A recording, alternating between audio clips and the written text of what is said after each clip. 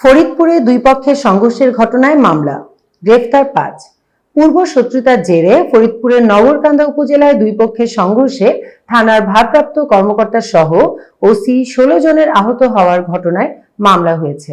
গতকাল শনিবার বিকেলে মামলাটি করেন নগরকান্দা থানার উপপরিদর্শক এসআই ইরানুল ইসলাম।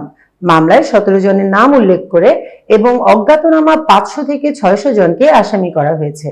এই ঘটনায় এজাহারভুক্ত ৫ আসামিকে গ্রেফতার করা হয়েছে, তবে তাদের নাম জানায়নি পুলিশ। ওসি সফর আলী বলেন, গতকাল বিকেল থেকে রাত পর্যন্ত পুলিশ ও সেনাবাহিনী যৌথভাবে দুটি গ্রামে অভিযান চালায়। অভিযানের সময় অনেকে আত্মগোপনে ছিলেন, তবে অভিযানকালে এজাহার নামের ৫ আসামিকে গ্রেফতার করা হয়েছে। তাদের আজ রোববার আদালতে সোপর্দ করা হবে। এলাকার পরিস্থিতিতে বর্তমানে শান্ত আছে।